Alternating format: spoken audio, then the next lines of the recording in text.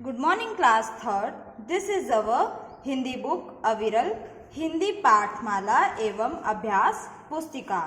तो अभी हम पाठ 3 सच्चाई पढ़ रहे थे, जिसमें एक बच्चे की कहानी है जिसका नाम होता है गोपाल, और वो कितना सच्चा और ईमानदार था, हमने ये पढ़ा।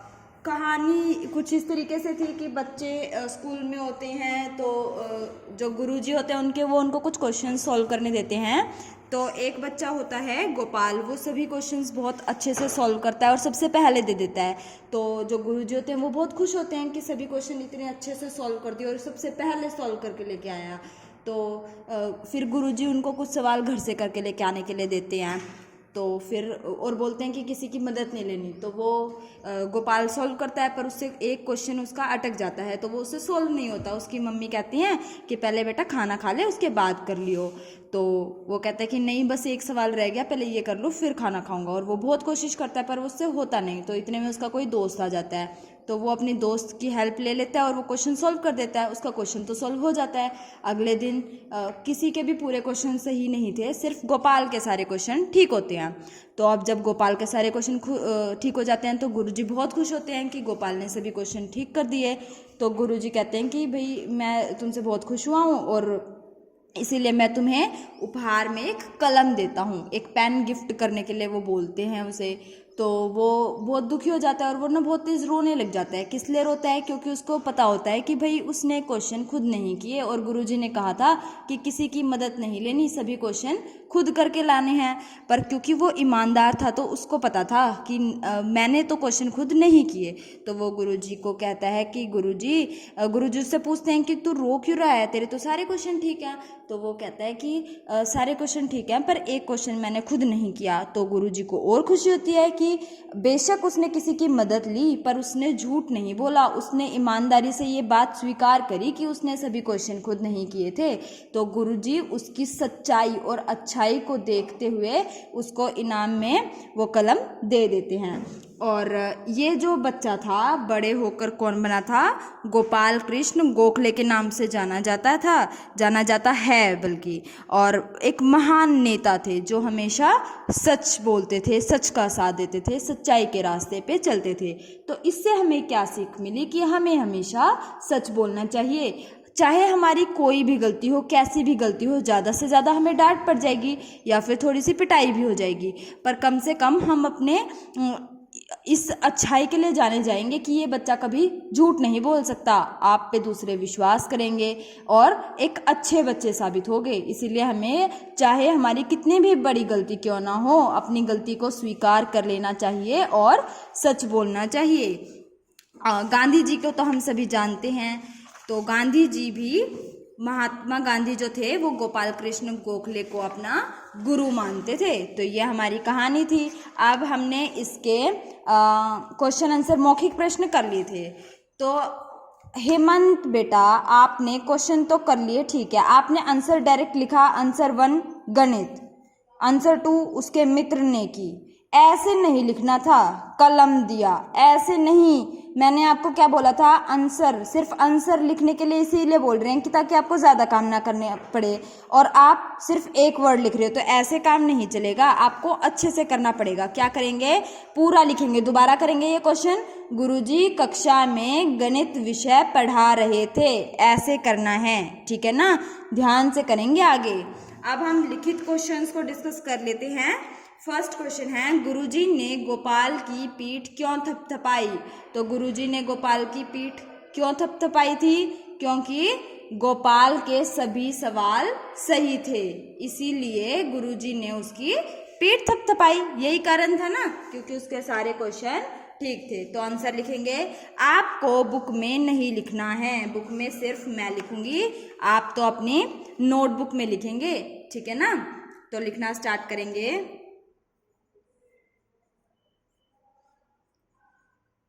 गोपाल के सभी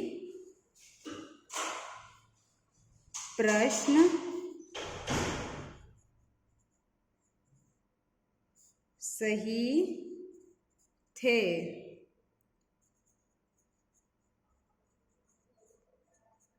इसलिए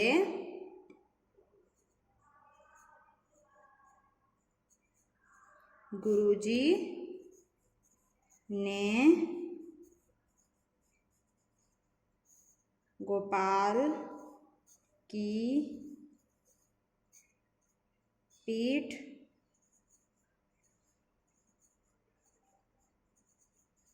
थपथपाई। ठीक है, तो क्या हुआ पहला प्रश्न, गुरुजी ने गोपाल की पीठ क्यों थपथपाई। उत्तर क्या हो जाएगा, गोपाल के सभी प्रश्न सही थे, इसलिए गुरुजी ने गोपाल की पीठ थपथपाई। ठीक है ना, तो ये हुआ हमारा प्रश्न 1। आपको क्या करना है, क्वेश्चन नहीं लिखना, सबसे पहले पाठ का नाम, पाठ 3 सच्चाई, डेट और टाइम डालना नहीं भूलेंगे। उसके बाद अभ्यास कार्य लिखेंगे, फिर लिखेंगे लिखित। ठीक है ना, प्रश्न 1 लिखित, और उसमें भी उत्तर 1 उत्तर क लिखेंगे, उत्तर क लिख के सीधे उत्तर लिखेंगे, प्रश्न नहीं लिखने। ठीक है, अगला क्वेश्चन देखते हैं क्या है। माँ ने गोपाल से क्या कहा। तो माँ ने क्या कहा था कि बेटा पहले खाना खा लो, बाद में सवाल हल कर लेना। तो यही पूछा है कि माँ ने गोपाल से क्या कहा। तो लिखेंगे बेटा पहले खाना खा लो, खाना खा लो, सवाल बाद में हल कर लेना।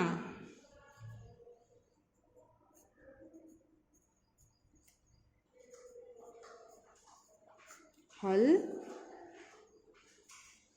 कर लेना। ठीक है, तो प्रश्न ख क्या है, माँ ने गोपाल से क्या कहा।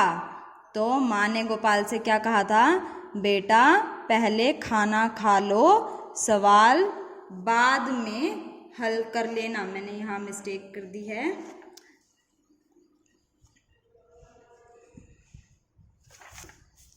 सवाल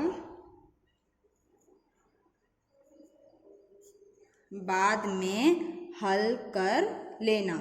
ठीक है ना, तो ये हुआ हमारा प्रश्न 2। आगे चलते हैं, प्रश्न ग या 3। गोपाल ने पुरस्कार लेने से क्यों मना कर दिया।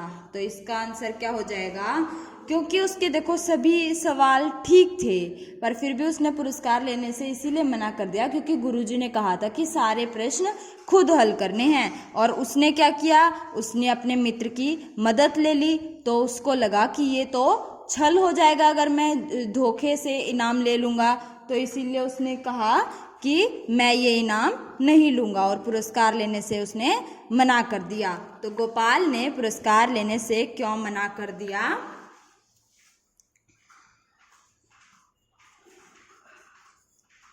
सभी सवाल वह स्वयं हल नहीं कर पाया था। एक सवाल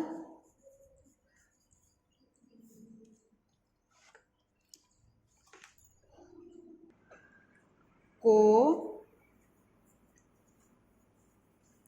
हल करने में उसके मित्र ने उसकी सहायता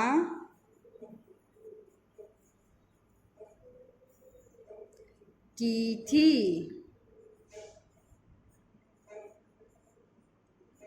तो ये हुआ हमारा प्रश्न ग। एक बार दोबारा देखेंगे, सभी प्रश्न क्या था, गोपाल ने पुरस्कार लेने से क्यों मना कर दिया। सभी सवाल वह स्वयं हल नहीं कर पाया था। एक सवाल को हल करने में उसके मित्र ने उसकी सहायता की थी, इसीलिए गोपाल ने पुरस्कार लेने से मना कर दिया। तो यही तो थी उसकी सच्चाई, अपनी ईमानदारी। जैसे ज़रूरी नहीं है, मान लो किसी बच्चे को काम हो ज़्यादा तो वो एक दिन थोड़ा कम काम करके लाता है, पर उसने अपना काम ईमानदारी से किया हो, किसी और का देख के ना किया हो, है ना। तो यही होती है सच्चाई और अच्छाई की। आप बेशक आपका काम गलत हो गया, पर कम से कम उसमें ईमानदारी तो रही, अगले दिन वही सवाल 2 बार कर दिए। तो यही होती है अच्छे बच्चों की निशानी। तो हमें इस पाठ से सीख लेनी है कि हमें हमेशा सच बोलना है और सही का साथ देना है, ठीक है ना। अब आपको करना क्या है, प्रश्न क ख ग तीनों प्रश्न अपनी नोटबुक में करने हैं, नीट एंड क्लीन हैंडराइटिंग में। क्लियर है ये बात। उसके अलावा मैं रुद्र की नोटबुक आपको दिखाऊंगी। बेटा रुद्र, आपने ऐसे लिख दिया गणित डायरेक्ट, उसके मित्र ने की, क्या की उसके मित्र ने, कलम दिया। ऐसे नहीं लिखना, गोपाल कृष्ण गोखले। ख देखो आपने कैसे बनाया है, ख कैसे बनाएंगे, ऐसे बनेगा। समझ में आ रही है बात। तो अच्छे से करेंगे, ऐसा गंदा काम नहीं करेंगे जैसा किया हुआ है, ये दोबारा करेंगे। आप पूरा सेंटेंस लिखेंगे, ठीक है। कैसे लिखेंगे, ऐसे लिखेंगे, गुरुजी कक्षा में गणित विषय पढ़ा रहे थे। क्या लिखेंगे, गुरुजी कक्षा में गणित विषय पढ़ा रहे थे। पूरा सेंटेंस लिखेंगे, सिर्फ एक वर्ड लिख के नहीं छोड़ेंगे, ठीक है ना। तो ये नोटबुक थी रुद्र की। इसी तरीके से कुछ और बच्चे हैं जिन्होंने ऐसे ही किया है, तो ऐसे नहीं करना बेटा, पूरा आंसर लिखना है, ठीक है ना। आपने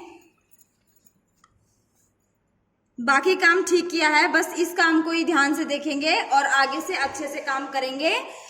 सभी बच्चों को अब क्या करना है, लिखित प्रश्नों को अपने नोटबुक में लिखना है। बुक में कोई काम नहीं करेगा और नोटबुक में सुंदर सुंदर काम करेंगे, सिर्फ आंसर्स लिखेंगे, क्वेश्चंस आपको नहीं लिखने हैं। Thank you and have a nice day.